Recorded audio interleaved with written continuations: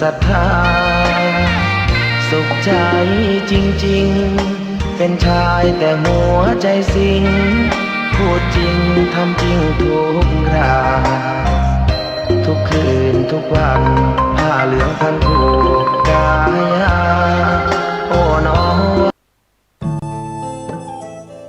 ท่านกำลังติดตามรับฟังสถานีวิทยุกระจายเสียงพระพุทธศาสนาแห่งชาติและสังคมคลื่นเพื่อการศึกษาพระพุทธศาสนาและวัฒนธรรมระบบ FM 104.5 เมกะเฮิรตซ์รายการต่อไปเป็นรายการศึกษาธรรมนำสุขดำเนินรายการโดยพันเอกตนัสเดชะ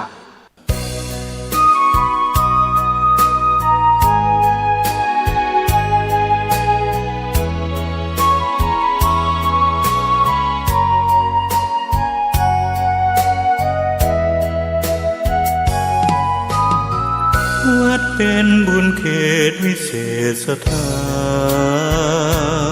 นเหมือนทิพย์วิมานของหมู่ประชาสะอาดรื่นรมด้วยร่มเงาไม้ได้ร่วมศรัทธาสมเป็นศาลาแหล่งพักพิงใจ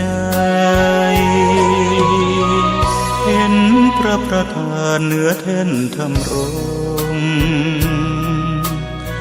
เหมือนพุทธองค์เหนืออาจอำไพแผ่ธรรมจุนเจืออุเพื่อเราพ้องปัดป้องปวงภัยขอน้อมดวงใจกราบไหว้วันทาวัดเล็กหรือใหญ่นั้นไม่สำคัญวัดเท่าเทียมกันด้วยแรงพัฒนาพระทรงเคร่งครัดทำกิจวัตรทุกวันเวลามีจิตเมตตาต่อชาวสังคม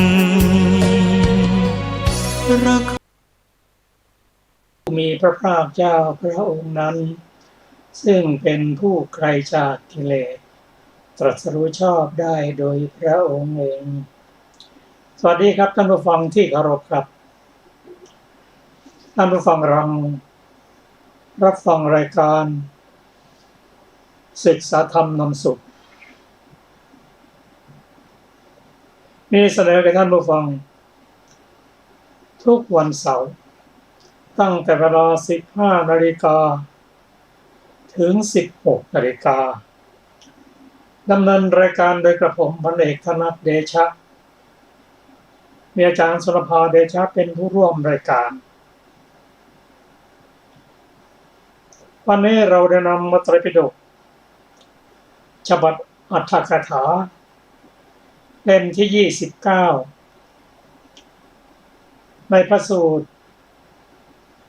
ที่ชื่อว่าธรรมเทศนาสูตรแต่ก่อนที่จะถึงพระสูตรนั้นเราจะมาทบทวนถึงพระสูตรที่เราศึกษากันเมื่อวานนี้เป็นพระสูตรที่เราสามารถจะน้อมนำมาปฏิบัติในชีวิตประจำวันได้พระองค์ทรงอุปมาอุปไมยให้เราได้เข้าใจยิ่งและพระสูตรนี้ว่าด้วยผู้ทำอกุศลกรรมบท10ย่อมเข้าถึงอบายอกุศลกรรมบท10ได้แก่อะไรมั่งได้แก่กายกรรม3วจีกรรม4มโนกรรม3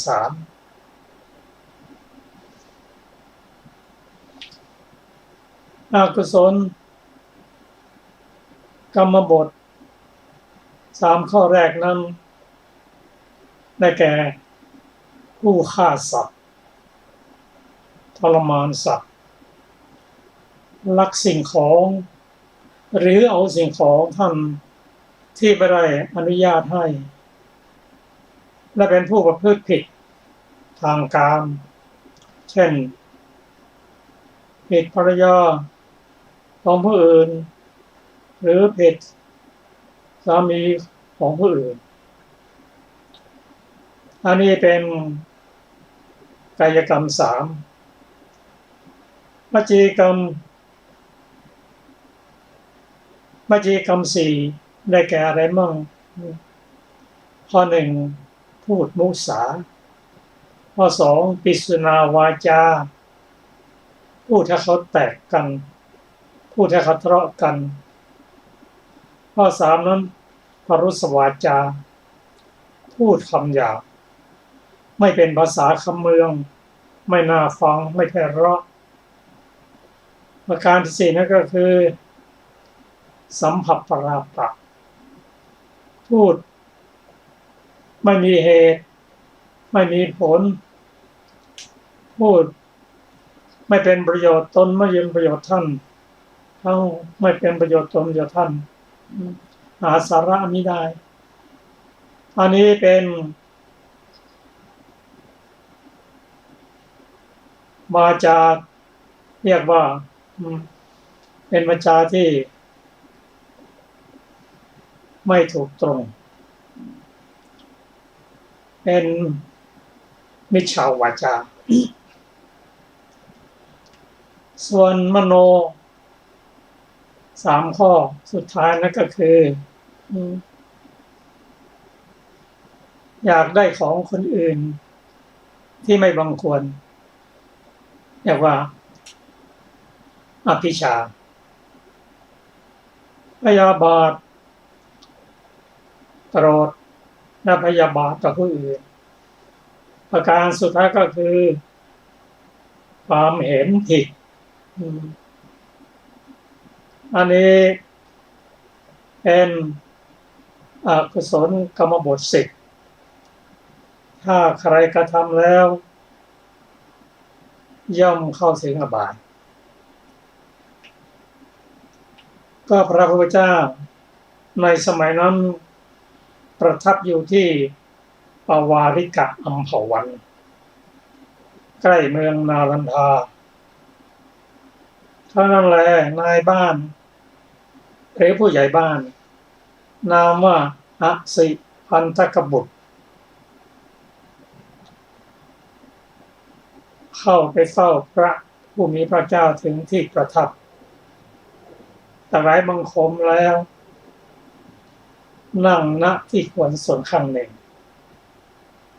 ขั้นแล้วได้ทูลถามพระผู้มีพระเจ้าว่าข้าแต่พระองค์ผู้เจริญพวกพราหมณ์ชาวประชาภูมิคือเมืองที่พระพุทธเจ้าทรงพระประสูติมีคนโทน้ำติดตัวประดับพวงมาลัยสาหร่ายในดอกไม้อาบน้ำทุกเช้าทุกเย็นบำเรอไฟก็ก่อกองไฟขึ้นทำการเคารพบูชากองไฟพราหมณ์เหล่านั้นชื่อว่ายังสัตว์ที่ตายไปหรือทำกะละแล้วให้ฟื้นขึ้นมาให้รู้สึกตัวแล้วจะจูงเขาขึ้นสวรรค์ผู้ใหญ่บ้านเชื่ออย่างนั้นทูลถามว่าก็พระองค์เป็นพระอรหันตสัมมาสัมพุทธเจ้าพระองค์สามารถจะทำให้สัตว์ในโลกทั้งหมดเมื่อตายไปแล้วพึงเข้าสู่สุคติโลกสวรรค์ได้หรือทูลถามอย่างนี้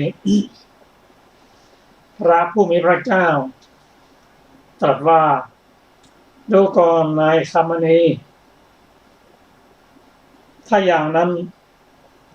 เราจะย้อนถามท่านในข้อนี้ปัญหาควรแก่ท่านด้วยประการใด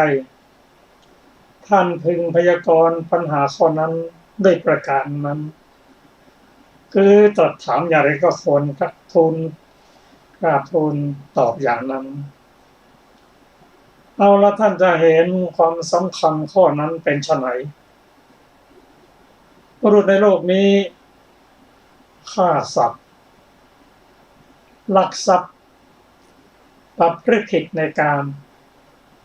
พูดเท็จพูดส่อเสียดพูดคำหยาบพูดเพ้อเจ้อมากด้วยอภิชฌาคือปรารถนาในคนที่ไม่ปรารถนาของผู้อื่นมีจิตพยาบาทมีความเห็นผิดเนี่ยบุคคลนั้นนะประพฤติกรรมบท10ที่เป็นอกุศลดังที่นายทราบนั้นว่าเขาชาวบ้านมหาชนมาประชุมกันแล้วเพลงสดวิงวอนสรรเสริญปรบมือเดินเวียนรอบผู้นั้นว่าบุรุษผู้นี้ผู้ปฏิบัติอกุศลกรรมบท10ตายไปแล้วขอจงเข้าสู่สุคติโลกสวรรค์เถิดท่านจะสำคัญความข้อนั้นเป็นไฉนก็บุรุษผู้ทำอกุศลกรรมบทที่เขาสวดอภรณ์ไปสวรรค์นั่นเมื่อตายไปจะพึงเข้าสู่สุคติโลกสวรรค์เพราะเหตุในการสวดวิงวอนเพราะเหตุการสรรเสริญหรือเพราะเหตุประการนมมือเดินเวียนรอบคนผู้นั้นหรือนายบ้านกราบทูลว่าไม่ใช่อย่างนั้นพระเจ้าข้าพระพุทธเจ้าตรัสต่อไปว่าดูก่อนนายคามณีเปรียบเหมือนบุรุษโยนหินก้อนหนาใหญ่ลงในห้วงน้ำลึกหมู่มหาชนพึงมาประชุมกันรอบและก็สวดวิงวอนสรรเสริญประนมมือเวียนรอบก้อนหินที่เขาทิ้งไปนั้นว่าขอจงก้อนหินขอจงโผล่ขึ้นมาเถิดขอจงลอยขึ้นเถิดท่านก้อนหินขอจงขึ้นบกเถิดท่านก้อนหินท่านจะสำคัญความข้อนั้นเป็นไฉนก้อนหินนั้นพึงโผล่ขึ้นพึงลอยขึ้นหรือพึงขึ้นบกเพราะเหตุการสวดวิงวอนสรรเสริญประมือเดินรอบของหมู่มหาชนนี้บ้างหรือ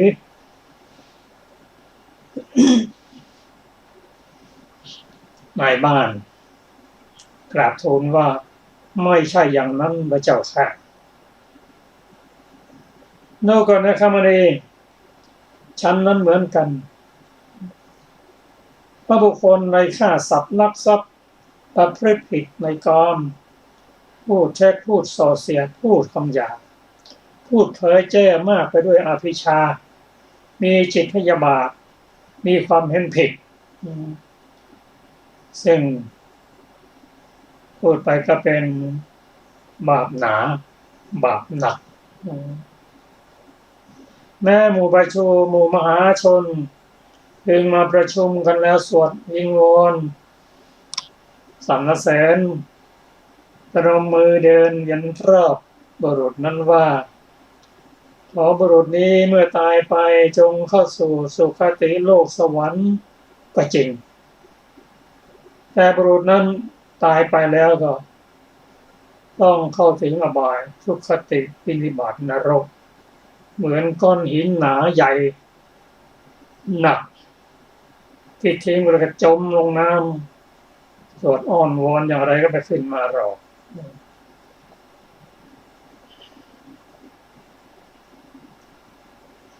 พระองค์ทรงอุปมาอุปไมย ทำให้เราเข้าใจยิ่งขึ้น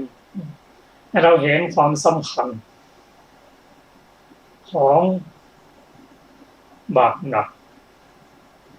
ในการประพฤติกระทำอกุศลกรรมบท10มันหนักนั่นก็คือฆ่าสัตว์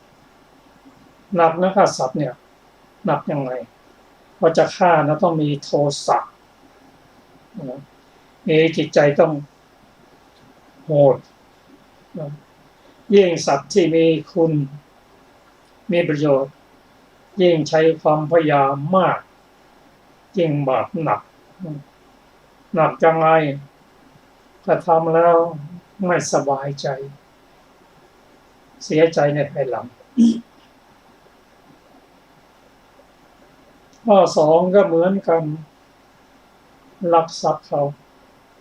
เขาไม่ได้อนุญาตลักไปแล้วเจ้าของทรัพย์เขาก็แช่งก็ด่า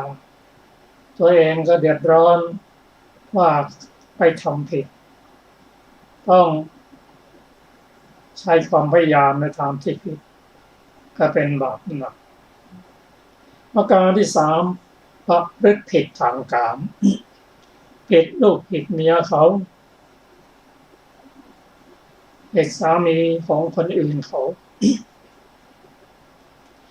ย่อมกลัว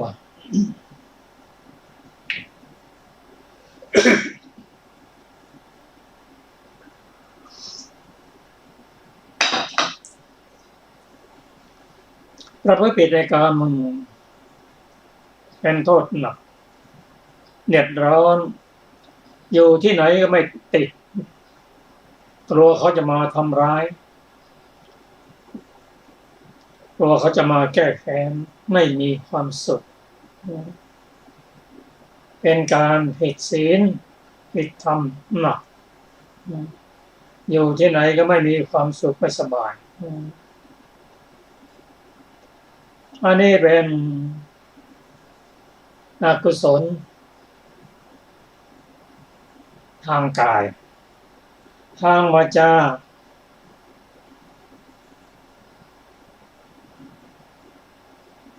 ก็คือพูดเท็จพูดปดถึงใครไม่รู้ตัวเองก็รู้แต่คนที่เขาไม่รู้นั้นในโอกาสต่อไปเขารู้แน่นอนทำให้ตัวเองเดือดร้อนคนอื่นเดือดร้อนเพราะการพูดปดไม่มีใครเคารพนับถือหนัก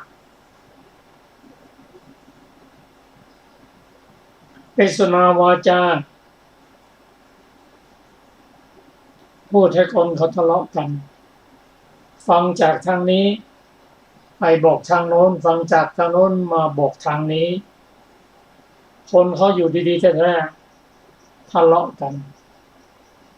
ให้สามีทะเลาะกับภรรยาให้ภรรยาทะเลาะกับสามีทำคนหมู่โน้นทะเลาะกันปิสุนาวาจาหนักคนที่จะพูดได้อย่างนี้ต้องหาวิธีต้องแกล้งพูดข้อ3นั้นรุสวาจาพูดคำหยาบคนฟังไม่อยากฟังแล้วระคายหู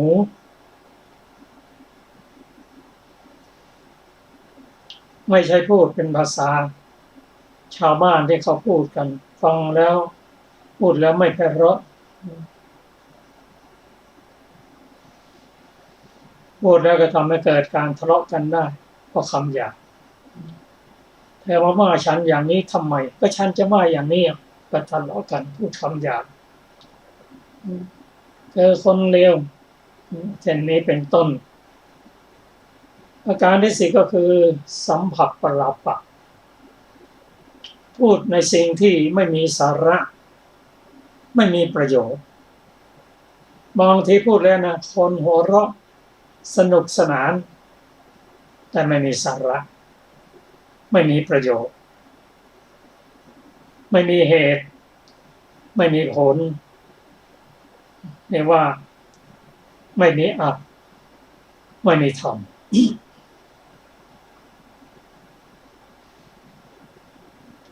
อันนี้เป็นวาจา4ประการที่เรียกว่ามิจฉาวาจา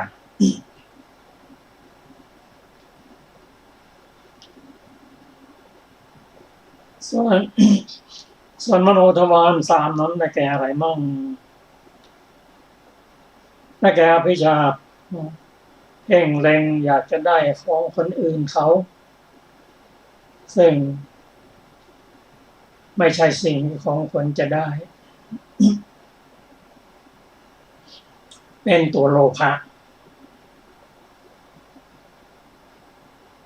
และตัวโลภะเนี่ยดับก็จะดับได้นานประการที่2ก็คือพยาบาทปองร้ายเขาพยาบาทเขาเป็นการก่อเวรไม่รู้จักจบจักสิ้นเป็นตัวโทสะส่วนประการที่3นั้นมิจฉาทิฏฐิมีความเห็นผิดเช่นทำดีไม่ได้ดีทำชั่วได้ดีหรือคนเราจะดีไม่ดีนั้นมันดีเองบริสุทธิ์เองไม่ต้องมีเหตุไม่ต้องมีผลหรอกก็ความเห็นผิดกันหนักกันตั้งแต่เบาจนถึงหนัก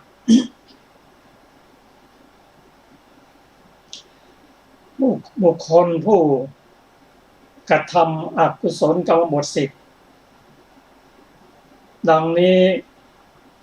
เป็นของหนักโทษหนักบาปหนักเหมือนก้อนหินใหญ่หนักทิ้งลงแล้วก็จมลงทันทีจมลงดิ่งลงในอบายภูมิจึงจะสวดอ้อนวอนอย่างไรก็ไม่ขึ้นมาหรอกพระพุทธเจ้าก็ช่วยไม่ได้ของใครของมันทีนี้มาถึงบุคคลที่เว้นจากอกุศลกรรมบทหรือบุคคลที่ทำแต่กุศลกรรมบท10อันได้แก่อะไรมั่งทำแล้วขึ้นสวรรค์ถึงจะมีใครมาแช่งมาสวดให้ตกนรกก็ไม่ทำไม่อะไรไม่ได้เขาทำดีเบาย่ำลอยไปบนสวรรค์ได้กุศลกรรมบท10ได้แก่อะไรมั่งได้แก่ทางกาย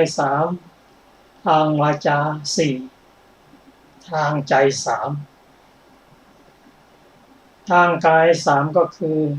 ข้อ1เว้นจากการฆ่าสัตว์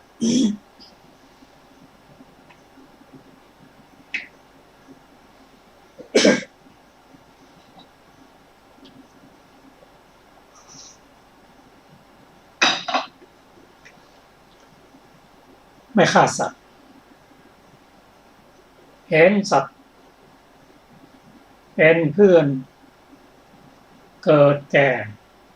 เจ็บตายมีความเมตตากรุณาสงสาร